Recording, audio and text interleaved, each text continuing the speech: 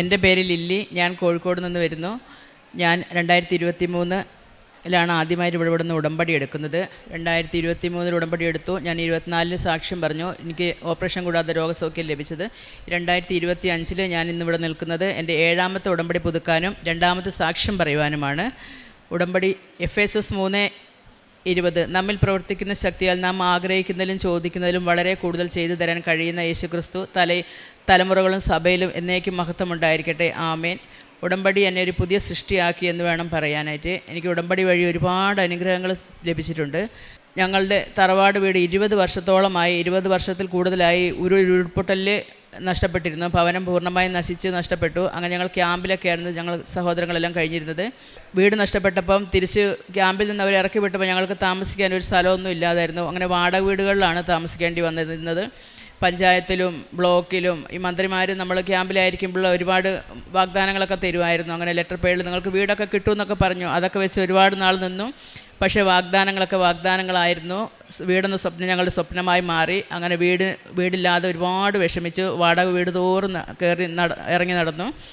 അങ്ങനെ ഇരിക്കുകയാണ് എനിക്കൊരു ദിവസം ഈ കൃപാസന പത്രം കിട്ടിയത്. കൃപാസന പത്രത്തിൽ കിട്ടിയപ്പം അസാധ്യ കാര്യങ്ങൾ സാധിക്കുമെന്ന് അവർ പറഞ്ഞപ്പം ഞാൻ എൻ്റെ ഈ ആദ്യത്തെ ഉടമ്പടി നിയോഗത്തിൽ തന്നെ ഞങ്ങൾക്കൊരു വീടെന്ന സ്വപ്നമാണ് ഞാൻ ആദ്യമായി എഴുതിയത്. അതുപോലെ തന്നെ എനിക്ക് രോഗസൗഖ്യം ഉടമ്പടി ആദ്യം ഉടമ്പടി എടുത്ത നിമിഷം തന്നെ എനിക്ക് രോഗസൗഖ്യം ലഭിച്ചു.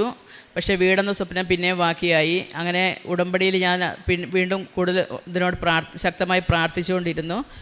അങ്ങനെ ഇരിക്കുകയാണ് എനിക്ക് വചനാധിഷ്ഠമായി ജീവിച്ചപ്പോൾ അതിൻ്റെ കാരണം എന്താണെന്ന് മനസ്സിലായി. 2-3 ഉടമ്പടി പതിപ്പിൽ നമ്മുടെ കാര്യങ്ങൾ സാധിക്കാതിരുന്നത്.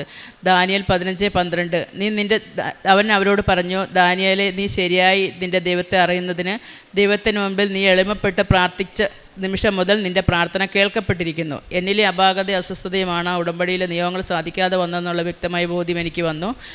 അങ്ങനെ ഇരിക്കെ ഞാൻ സഹോദരൻ ഞങ്ങൾക്ക് വീട് വാങ്ങാൻ സ്ഥലം കിട്ടിയപ്പം ഉടമ്പടിയിലെ നേർച്ച വസ്തുക്കൾ കൊണ്ടുപോയി വീട് വെക്കാൻ വാങ്ങിയ സ്ഥലത്ത് നേർച്ച വസ്തുക്കൾ കൊണ്ടുപോയി 4 അതിരയിൽ വിട്ടു. ഉടമ്പടി 2 പച്ചത്തിരി നീലത്തിരി അവിടെ പോയി നട്ടുച്ചയ്ക്ക് ഞങ്ങൾ കത്തിച്ച് പ്രാർത്ഥിച്ചു, മുട്ടയിൽ നിന്ന് പ്രാർത്ഥിച്ചു. അത് കഴിഞ്ഞ് ഒരാഴ്ച കഴിഞ്ഞപ്പോൾ ആ വീട് തറമാന്തി JCB വെച്ചു. അങ്ങനെ പടിപടിയായി അവിടുത്തെ വികാരി അച്ഛൻ്റെ, ഞങ്ങളുടെ ഇടവകയിലെ വികാരി അച്ഛൻ്റെ പ്രത്യേക ഒരു കരുതലും അങ്ങനെ മാതാവ് ഇടപെട്ടു. മാതാവേ, നീ അത് ഇടപെടണമേ എന്ന് പറഞ്ഞു. അപ്പോൾ മാതാവാണ് ആ വീട് തന്നതെന്ന് ഞങ്ങൾക്കൊരു ഉറപ്പ് കിട്ടണമേ എന്ന് പറഞ്ഞപ്പോൾ തന്നെ അതൊരു വൈദികനാണ് അതിന് മുൻകൈ എടുത്ത് മുന്നോട്ട് വന്നത്.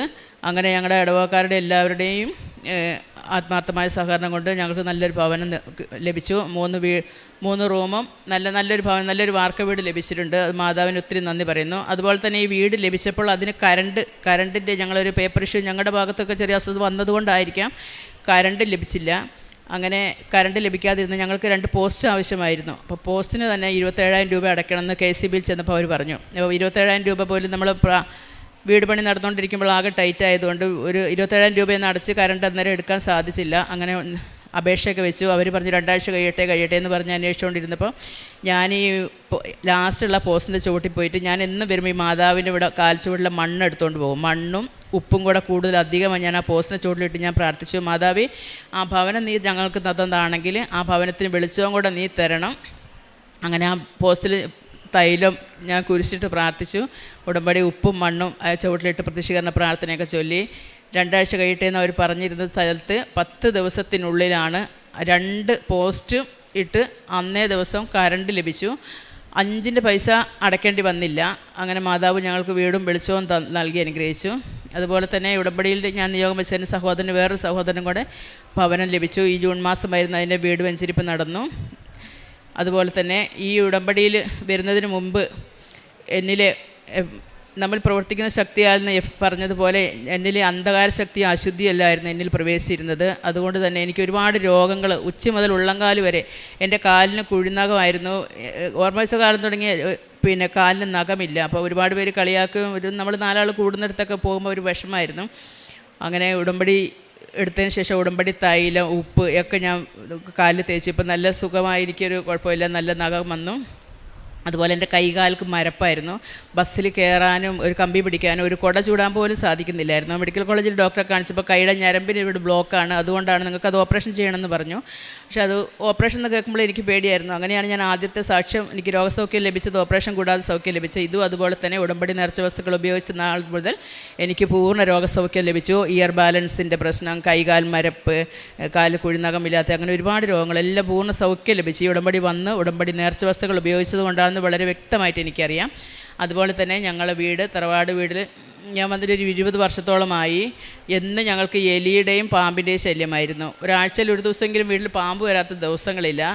അങ്ങനെ തന്നെ എലി ഈ സാക്ഷി ഇവിടെ കേൾക്കുമ്പോൾ പിന്നെ ഒരുപാട് ഇങ്ങനെ എല്ലാവരും പറഞ്ഞു കേട്ടിട്ടുണ്ട് ഉപ്പിട്ട് പ്രാർത്ഥിച്ചു. അപ്പം ഞാനങ്ങനെ വീടിൻ്റെ 4 സൈഡിലും ഉപ്പ് കൊണ്ടിട്ട് വിശ്വാസപ്രമാണം ചൊല്ലി വീടിന് ചുറ്റും നടന്ന് പ്രത്യക്ഷീകരണ പ്രാർത്ഥന ചൊല്ലി അങ്ങനെ ആ എലിയുടെയും പാമ്പിൻ്റെയും എല്ലാം ശല്യം പൂർണ്ണമായി ഞങ്ങളുടെ വീട്ടിൽ നിന്ന് ഒഴിവായിപ്പോയി. അതുപോലെ ഉടമ്പടിയിൽ വന്ന പിന്നെ എനിക്ക് വിശുദ്ധ കുർബാനയിൽ വളരെയധികം ആഴപ്പെടാനും, വിശുദ്ധ കുർബാന ഒരു ദിവസം പോയി കൂടിയില്ലെങ്കിൽ എന്തോ ഒരു വലിയ പാപം ചെയ്ത ഒരു വലിയൊരു ഫീലാണ്. വിശുദ്ധ കുർബാന നഷ്ടപ്പെടുമ്പോൾ എനിക്ക് ഒരുപാട് കണ്ണുനീര്, ഒരുപാട് എനിക്ക് സഹിക്കാനാവാത്തൊരു വലിയൊരു ബോധ്യമായി വിശുദ്ധ കുർബാന മാറിയിട്ടുണ്ട്. പിന്നെ ഞങ്ങൾ കാരുണ്യ പ്രവൃത്തികളും പ്രേക്ഷിത പ്രവർത്തനങ്ങളും ചെയ്യാറുണ്ട്. ഞങ്ങളുടെ വീടിൻ്റെ അടുത്ത് നിന്ന് എന്നും ഇവിടെ കൃപാസനത്തിൽ വാഹനം പോകുന്നുണ്ട്. അപ്പം പത്രം അവരുടെ കൈ പൈസ കൊടുത്തിട്ട് പത്രം വാങ്ങുന്നുണ്ട്. പത്രം കിട്ടുന്ന പത്രങ്ങളൊക്കെ ഞങ്ങൾ മെഡിക്കൽ കോളേജിലാണ് കൊടുക്കുന്നത്. അപ്പോൾ രോഗികളെ കാണാനും പറ്റും. രോഗികൾക്ക് സൗഖ്യം ഒരുപാട് ഉടമ്പടി കാശുരൂപം വെച്ചിട്ടും തൈലം തേച്ചിട്ടും ഒരുപാട് രോഗികൾ, എനിക്ക് എണ്ണി പറയാവുന്നതിനേക്കാൾ കൂടുതൽ രോഗികൾക്ക് സൗഖ്യം ലഭിച്ചിട്ടുണ്ട്. അതിൽ ഓപ്പറേഷൻ ചെയ്യാൻ രോഗികൾ വരെ ഉണ്ടായിട്ടുണ്ട്. പേഴ്സണലായിട്ട് പലരെയും കാണുമ്പോഴൊക്കെ ഞങ്ങൾ ഫോൺ നമ്പർ വാങ്ങി വെച്ച് പിന്നീട് വിളിക്കുമ്പോൾ അവർക്ക് സൗഖ്യപ്പെട്ടതായി അറിയാൻ സാധിച്ചിട്ടുണ്ട്. അതുപോലെ കാരുണ്യ പ്രവൃത്തികൾ, ഞങ്ങളുടെ വീടിൻ്റെ അടുത്തൊരു ഓൾഡ് ഏജ് ഹോമുണ്ട്, ഒരു കരുണാലയം. അപ്പം കാരുണ്യ പ്രവൃത്തികൾ ചെയ്യാൻ ഞാൻ ഇടയ്ക്കെല്ലാം പോകുമ്പം പിന്നെ അവിടെ തിങ്കൾ തുടങ്ങി ശനി വരെ അവിടെ ജോലി ചെയ്യുന്ന ചേച്ചിമാരുണ്ട്. അപ്പം ഞായറാഴ്ച ഒരു ദിവസം അവർക്കൊരു അവധി കിട്ടിയാൽ അവർക്കൊരു പള്ളിയിൽ പോകാനൊരു അവസരവും അവർക്ക് ഒരുപാട് കാര്യങ്ങൾ സാധിക്കും. അപ്പം ഞങ്ങൾ ചെന്ന് കണ്ട് പരിചയപ്പെട്ടപ്പോൾ അവരെന്നോട് പറഞ്ഞു, ഞാനങ്ങനെ ഞായറാഴ്ച ദിവസങ്ങളിൽ കരുണാലയത്തിൽ ചെല്ലും. അവിടെ കിടപ്പ് രോഗികളായ അമ്മയുണ്ട്, അമ്മയെ കുളിപ്പിച്ച് അവരുടെ റൂമെല്ലാം ക്ലീൻ ചെയ്യും. അതുപോലെ തന്നെ എനിക്ക് എന്നെക്കൊണ്ട് ഞാൻ കൂലിവേല ചെയ്ത് ജീവിക്കും. പക്ഷേ എന്നെക്കൊണ്ട് കഴിയുന്ന ഒരു നേരത്തെ ഒരു ആഹാരത്തിൻ്റെ എന്തെങ്കിലും ഒരു ബേക്കറി 4 മണി പലഹാരമായിട്ട് ഞാനത് വാങ്ങിയിട്ടാണ് അങ്ങോട്ട് പോവാറ്. അങ്ങനെ കാരുണ്യ പ്രവൃത്തികളും പ്രേക്ഷിത പ്രവർത്തനങ്ങളൊക്കെ ചെയ്യുന്നു. അങ്ങനെ ഉടമ്പടി ഈ തിരുവൾത്താരയിൽ ഒരിക്കൽ പോലും നിൽക്കാൻ സാധിക്കുമെന്ന് ഞാൻ വിചാരിച്ചതല്ല. ഇപ്പോൾ 2ാമത്തെ സാക്ഷ്യം പറയാനും ഉടമ്പടി പുതുക്കി 1 പുതുക്കി 2 പുതുക്കി ഒരു കാര്യങ്ങൾ സാധിക്കാതിരുന്ന ഒരവസ്ഥയിൽ ഞാൻ ഇനി മേലാൽ ഇങ്ങോട്ട് വരില്ല എന്ന് വിചാരിച്ച ഞാൻ ഉടമ്പടി പുതുക്കി പോകാറ്. പക്ഷേ ഞാനിത് 7ാമത്തെ ഉടമ്പടി പുതുക്കാനാണ് ഇവിടെ വന്ന് നിൽക്കുന്നത്. 2ാമത്തെ ദൈവസാക്ഷ്യം പറഞ്ഞു. ദൈവമാതാവ് ഞങ്ങളെ കൈപിടിച്ച് നടത്തിയ ഒരുപാട് വീടിൻ്റെ മുകളിൽ മരം വീണിട്ട് അങ്ങനെ ഒരുപാട് അപകടങ്ങളൊക്കെ ഇന്നെല്ലാം തട്ടി മാതാവ് ഞങ്ങളെ രക്ഷിച്ചിട്ടുണ്ട്. അതുപോലെ എനിക്ക് ലഭിച്ച എല്ലാ അനുഗ്രഹങ്ങൾക്കും നന്ദി പറയുന്നു. വിശുദ്ധ കുർബാനയിൽ ഞാൻ പറഞ്ഞു, വിശുദ്ധ കുർബാന ഒഴിവാക്കാൻ പറ്റാത്തതായിട്ടുണ്ട്. വചനവായനയുണ്ട്. വചനങ്ങൾ ഒരുപാട് ബോധ്യങ്ങൾ നൽകിയിട്ടുണ്ട്. ബൈബിൾ വായിച്ചപ്പോൾ തന്നെ എനിക്ക് പല പ്രത്യക്ഷീകരണമായ ഒരു ദിവസം ഞാൻ ബൈബിൾ വായിച്ചപ്പോൾ അക്ഷരങ്ങളെല്ലാം നീങ്ങിപ്പോയി. അവിടെ ഒരു പ്രാവിൻ്റെ ഒരു പക്ഷിയുടെ രൂപം വന്നു. അപ്പം പരിശുദ്ധാത്മാവ് ഞാൻ വിചാരിച്ചത് ശരിയാണോ സത്യമാണോ എന്ന് അറിയുന്നതിന് മുമ്പേ അത് മാഞ്ഞുപോയി.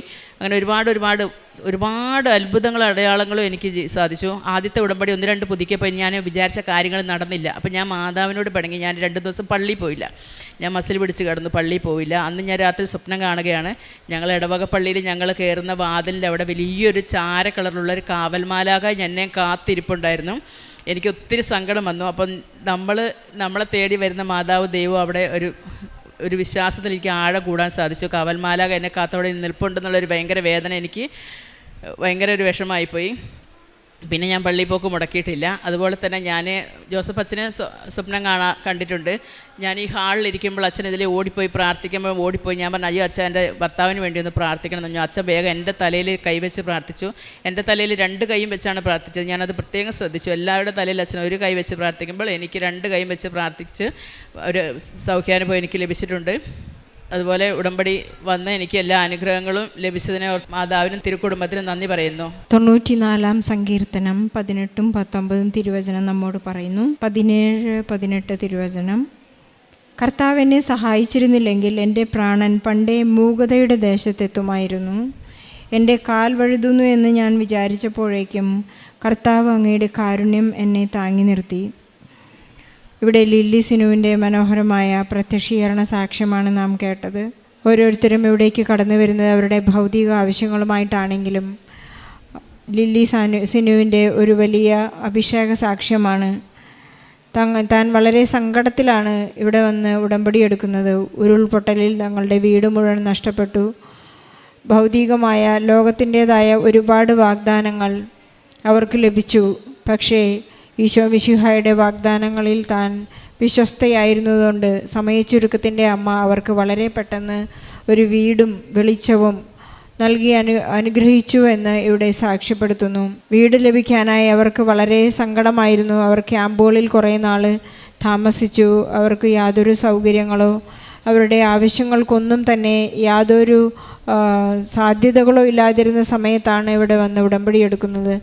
നമുക്കറിയാം, ഇവിടെ വന്നിരുന്ന കണ്ണീരോടുകൂടി എല്ലാ മക്കളും പ്രാർത്ഥിക്കുന്നത് ഈശോയെയും പരിശുദ്ധാമ്മയെയും നോക്കിക്കൊണ്ടാണ്. ആരും ആരെയും ശ്രദ്ധിക്കാത്ത ഒരു സ്ഥലമാണിവിടെ. ആരൊക്കെയോ വന്ന് പ്രാർത്ഥിച്ചു പോകുന്നു. എല്ലാവർക്കും കണ്ണുനീരാണ്. ഒരു കടൽ പോലെ കണ്ണുനീരിൻ്റെ മുകളിൽ, കടലിൻ്റെ മുകളിൽ ഈശോ നടന്നു വരുന്ന ഒരു അനുഭവം പലർക്കും ഉണ്ടാകുന്നത് ഉടമ്പടിയിലൂടെ ജീവിക്കുമ്പോഴാണ്. ഈശോ സ്നേഹിക്കുന്ന ശിഷ്യൻ തന്നെ തൻ്റെ സങ്കടക്കടലിൻ്റെ മുകളിലൂടെ കടന്നു വരുന്ന ഈശോയെ കണ്ട് പറഞ്ഞത് ഇതാണ്: അത് കർത്താവാണ്. ഓരോരുത്തരുടെയും സങ്കടക്കടലിലൂടെ കടന്നു വരുന്നത് ഈശോ ആണെന്ന് വിശ്വസിക്കാനുള്ള ഒരു അഭിഷേകം ഇന്ന് ലില്ലി സിനുവിന് ലഭിച്ചിരിക്കുകയാണ്. തൻ്റെ ഭവനമില്ലാതെ തനിക്കുണ്ടായിരുന്ന ഭവനം നഷ്ടപ്പെട്ടപ്പോൾ തൻ്റെ കുടുംബത്തിനുണ്ടായിരുന്ന വലിയ കഷ്ടപ്പാടിലൂടെ ഈശോ ആ കഷ്ടപ്പാടിൻ്റെ മുകളിലൂടെ കടന്നു വന്നപ്പോൾ തനിക്ക് വിശ്വാസമായി ഈശോ എൻ്റെ കൂടെയുണ്ടെന്ന് ഉള്ള ഒരു വലിയ ബോധ്യം തനിക്ക് പ്രകടമായി അനുഭവപ്പെട്ടുവെന്ന് പറയുന്നു. ഒരുപാട് അഭിഷേകത്തിൻ്റെ അനുഭവങ്ങളുണ്ടായി എന്ന് സഹോദരി സാക്ഷ്യപ്പെടുത്തുന്നു. സമയച്ചുരുക്കത്തിൻ്റെ അമ്മ ഇവർക്ക് വീട് ലഭിച്ചു കഴിഞ്ഞതിന് ശേഷം അവർക്ക് ഒരു വലിയൊരു സംഖ്യ അടയ്ക്കണമായിരുന്നു. അവർക്ക് ഇലക്ട്രിക് പോസ്റ്റ് ലഭിക്കാനായി 2 ഇലക്ട്രിക് പോസ്റ്റുകൾ അവർക്ക് ലഭിക്കണമെങ്കിൽ 27,000 രൂപ അടയ്ക്കണമായിരുന്നു. പക്ഷേ തനിക്കുണ്ടായിരുന്ന വലിയ ഒരു സമ്പാദ്യം എന്ന് പറയുന്നത് ഇവിടെ നിന്ന് കൊണ്ടുപോയ മണ്ണും വിശുദ്ധ വസ്തുവായ ഉപ്പുമായിരുന്നു. അത് രണ്ടും കൂടി അവിടെ കൊണ്ട് ഉപ്പിട്ട് പ്രാർത്ഥിച്ചു. മണ്ണും ഉപ്പും മിക്സ് ചെയ്തിട്ട് പ്രാർത്ഥിച്ചു. തനിക്കൊരു 10 പൈസ പോലും അവിടെ ചിലവാക്കേണ്ടി വന്നില്ല. അതിനേക്കാൾ വലിയൊരു വിലയാണ് ഈ അമ്മ അവിടെ കൊടുത്തത്. തനിക്ക് വെളിച്ചം കിട്ടാനായി പരിശുദ്ധ അമ്മ ഇടപെട്ട് ആ സാമീപ്യം അവർക്ക് സാധിച്ചു കൊടുത്ത് ഈശോ വെളിച്ചമായി അവരുടെ ജീവിതത്തിലേക്ക് കടന്നു വന്നു എന്ന് സാക്ഷ്യപ്പെടുത്തുന്നു. അതുപോലെ തന്നെ തൻ്റെ ശാരീരികാസ്വാസ്ഥ്യങ്ങൾ, ഒരുപാട് അസുഖങ്ങളുണ്ടായിരുന്ന ഒരു മകളായിരുന്നു ലില്ലി സിനു. 25 വർഷമായിട്ടുണ്ടായിരുന്ന ഒരു കുഴിനഖത്തിൻ്റെ ഒരു വലിയ അസ്വസ്ഥത തനിക്കുണ്ടായിരുന്നു. ഇന്ന് വളരെ അഭിമാനത്തോടുകൂടി സന്തോഷത്തോടുകൂടി സൗഖ്യത്തിൻ്റെ ഒരു വലിയ സാക്ഷ്യപത്രവുമായിട്ടാണ് താൻ ഇവിടെ നിൽക്കുന്നത്.